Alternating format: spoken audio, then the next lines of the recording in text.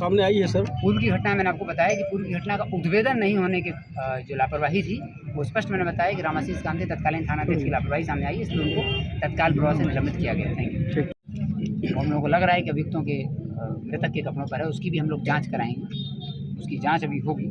इन लोगों का पुराना आपराधिक इतिहास भी है। मनीष कुमार 2016 से लूटपाट की घटनाओं का अंजाम दे रहा है। 2016, 17, 18, 19, 20 और कुछ समय पहले ये जेल से बाहर निकला था। फिर इसने घटना की थी। मनीष कुमार जो कि बेगूसराय का रहने वाला है। तो इस पूरी घटना का उद्भेदन एसडीपीओ रोसड़ा के नेतृत्व में इस पूरी टीम ने किया है। 3 अपराधी और 2 अपराधी गिरफ्तार हो गए हैं। बाकी तीनों की गिरफ्तारी के लिए एसआईटी काम कर रही है।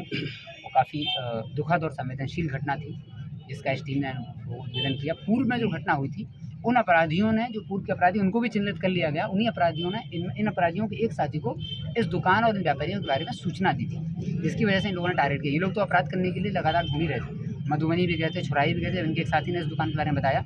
इनका अंदाज़ था कि यहाँ पे 4 से 5 लाख रुपए हो सकते हैं। उस दिन करीब 1.5 से 2 लाख रुपए इन लोगों को उनके बैग में मिले थे, जिन्होंने आपसी बंटवारा कर दिया गया है। लेकिन बाकी जो अपराधी हैं उनके पास से वो पैसा बरामद होगा, उसके लिए टीम छापेमारी कर रही है। पूर्व की घटना में जो लापरवाही थी उसमें तत्कालीन थानाध्यक्ष पर कार्रवाई की गई है। वर्तमान थानाध्यक्ष को टारगेट दिया गया था और डीएसपी साहब को भी कि इस घटना का उद्भेदन करें। 1 हफ्ते के अंदर ही 10 दिन का समय लगा, लेकिन इन लोगों ने घटना का उद्भेदन कर लिया है। अन्य अभियुक्तों की गिरफ्तारी के लिए भी 10 दिन का समय दिया गया है, ताकि बाकी सभी की गिरफ्तारी अगले 10 दिन के अंदर बाकी अभियुक्तों की गिरफ्तारी हो सके और उनको जेल भेजा जा सके। इस पूरी घटना में मैं पीड़ित परिवार को भी समस्तीपुर पुलिस की तरफ से धन्यवाद ज्ञापित करना चाहता हूँ। उन लोगों ने बहुत ही संयम से, धैर्य से और पुलिस प्रशासन पर भरोसा जताते हुए हम लोगों के साथ सहयोग भी किया, और ना सिर्फ सहयोग किया बल्कि अपराधी को पता करने में भी उनका परिवार पूरी तरह एक्टिव था। और उन लोगों ने भी अपने सूत्रों से पता कर लिया था। इसमें जब तक हम लोगों ने अपराधी को कल पकड़ा है तो कल तक परिवार को भी पता चल गया था कि मनीष महतो चिड़िया बरियारपुर का इसमें हाथ है।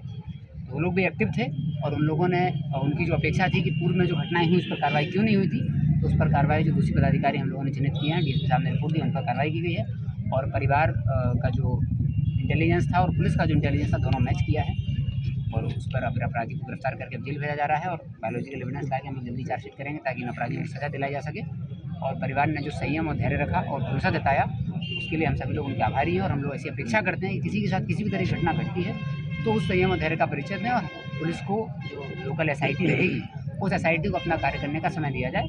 SDPO Rosera, circle inspector Rosera, SHO Rosera, SHO Vibhutipur, inspector Mukesh DIG, inspector Vikramacharya और सिपाही अरविंद कुमार, इन 7 लोगों ने पिछले 8 दिन से लगातार दुर्गा पूजा दशहरा के टाइम में भी सारी गतिविधियों को छोड़ करके इसी केस पर फोकस किया, इसीलिए निकल पाया केस। गिरफ्तारी भी इसमें बहुत ट्रिकी थी, क्योंकि मनीष महतो के बाकी साथी तो भाग गए थे और मनीष महतो भी भागने की फिराक नहीं था। लेकिन समय से डीएसपी साहब ने अपनी कुशलता का परिचय देते हुए, कार्यकुशलता को, और समय से उसको गिरफ्तार कर लिया। अदरवाइज वो दूसरे राज्यों में भागने की फिराक में था। अन्य अपराधी भी हम लोगों को जो ज्ञात हुआ कि दूसरे राज्यों में भाग गए हैं, लेकिन वो किसी भी राज्य में हो एसआईटी उनको पकड़ेगी 10-15 दिन के अंदर और आगे की कार्रवाई करेगी।